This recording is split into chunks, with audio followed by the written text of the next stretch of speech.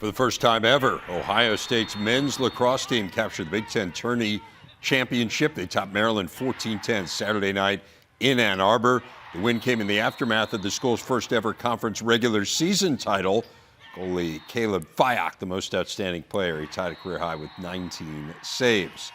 Our Gatorade game leaders focusing on the Bucks and the other two Big Ten teams that will head to the NCAA tourney. The bracket was announced yesterday. Maryland, despite that loss, earned the number 2 overall seed in for the 22nd straight time. They get the winner of Robert Morris against Air Force. Penn State in for the 3rd straight time. The 5th-seeded Nittany Lions host Colgate Saturday. As for the Bucks, they are the 3 seed. They open at home against 2-time defending national champ Notre Dame. More on the Buckeyes now. Our big interview. We're joined by Alex Marinier, 2 goals in that Big Ten title game. And Alex, congratulations, first of all. What does it mean to be a part of this Ohio State team that broke through, the team that won the regular season and the conference championship, the conference tournament for the first time ever? Yeah, it's special. Yeah, you know, being a senior for 4 years here, there's no better way to kind of end off your senior year with a Big Ten regular season and tournament champions. So super special, great group of guys, and we're excited to get to the next part of our season here. What does it say that it came against Maryland? Coach Meyer said afterwards, hey, this is the gold standard program. This is the program we've been chasing for 10 years, and this is the program you knock off to be Big Ten champs. Yeah, I mean, continuing off what Coach Meyer said, I mean, they have been the gold standard, and they're kind of the team that, you know, we want to chase. And, you know, they've had a great run over the past few years, you know, the national championship in 2022. Coach Tillman, you know, very good coach. And, you know, they're always going to be the guys that we want to beat. And, you know, to get a win against those guys, first of my career, was very special. And I think there's no better team to kind of cap off a Big Ten season. So we're very excited. You guys set the tone early in the championship game. Gannon Matthews scoring a goal and having 3 teeth knocked out in the process. The fact that you guys kind of rallied around that, what should that tell us about Ohio State lacrosse? Yeah, I think, you know, that's kind of our program in a nutshell. I mean, you know, we may not be the most talented team, but we certainly work very hard, and I think Gannon's you know, he's a guy that we all look up to in terms of his work ethic. And, you know, that was a great way to set the tone for the game. I think that the team kind of rallied behind him there, and we were lucky enough to rattle off a few more goals after that and really set the tone for the game. But, yeah, definitely. I mean, I think he's getting his teeth fixed tomorrow, so I know he's pretty excited for that. But definitely just a great way to start the game and set the tone for sure. At what point did you realize what happened there? Yeah, he was on the ground, and he was kind of face down, and I went to go pick him up, and I said, yeah, you got to go to the bench and see Seth, our athletic trainer. And at that point, I kind of knew that he got hit pretty hard, but, you know, knowing him, I knew he was going to get right back up and be in the play the next time around. So, yeah, it was pretty special to see, but, you know, I know he's definitely excited to get his teeth fixed. How did this happen, Alex? I mean, you mentioned you're a senior, you had a pretty good year your freshman year as a team, but then the last 2 years, Ohio State lacrosse has been 11 and 18 combined. So how do you go from that to this? Yeah, I mean, I think there's never a lack of belief in this team and in this program, but I think this year, just top to bottom, guys are bought in, and I think that's very tough to come by. But I think that's kind of been the difference this year is top to bottom. We've had guys, you know, working hard every day, coming in, getting extra work, and I think that's kind of been the tone setter for the year. And I think we've had a different mindset in terms of kind of how we approach games. You know, we've had this 0-0 mindset.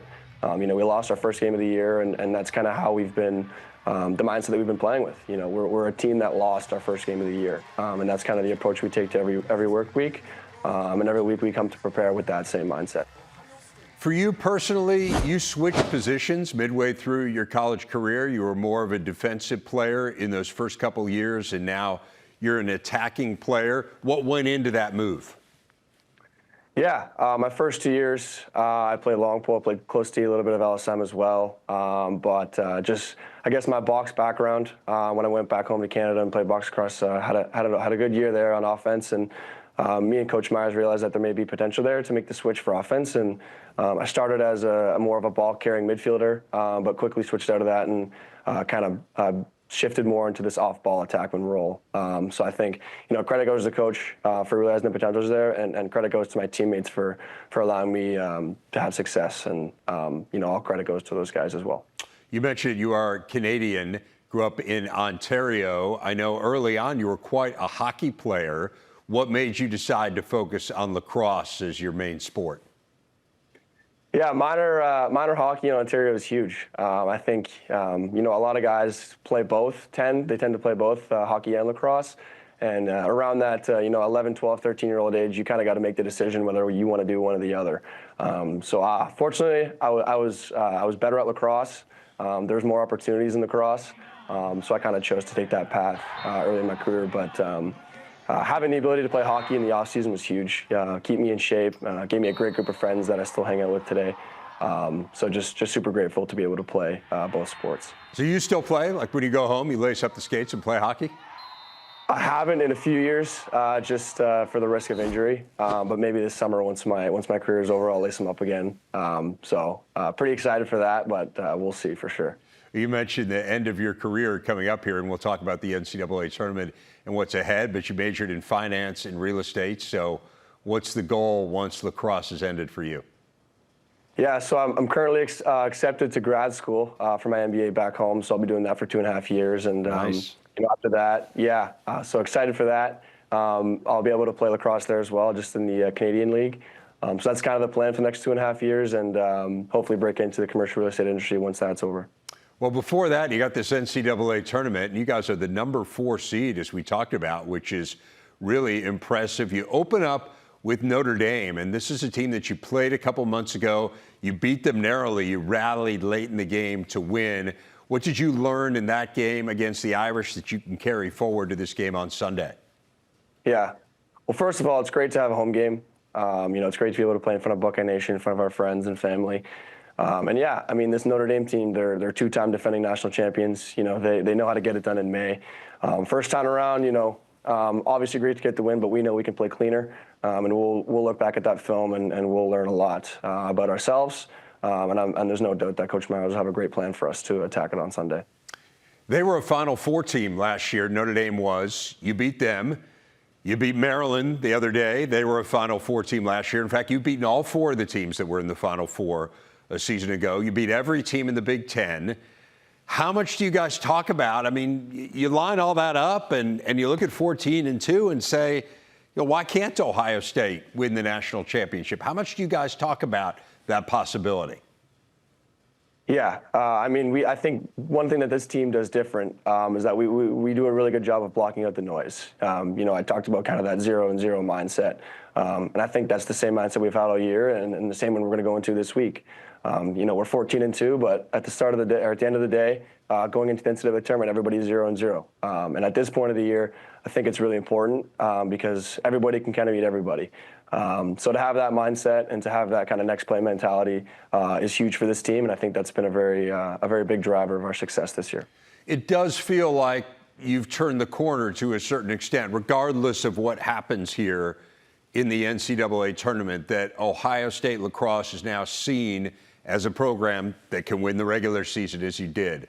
They can win the conference tournament as you did. What does that mean to you as a graduating senior to have this program, leaving it maybe in a slightly better place than where you found it? Yeah, credit goes to the alumni. I came in here as a freshman, and the culture hasn't really changed much. There's always been that kind of underdog mentality mindset that I think has been super important for not only me but for the program as well. But I guess to see this team have the success that I think is so overdue is cool to see, and to be a part of this graduating senior class is special. But we're doing this for the guys that came before us. We're on the shoulders of our alumni, and we're excited for those guys as well. How about with Coach Myers, who's been there for quite some time? What does it mean to you guys to bring him this conference championship, the 2 conference championships, with all the time and effort that he's invested in Ohio State lacrosse? Yeah. I don't have many words for him. He's the most deserving I think, coach that this could have happened to. He's put his blood, sweat, and tears into this program for 20 years now. And I owe him the world for giving me the opportunity to play here, and for sticking with us and sticking with the program and not giving up.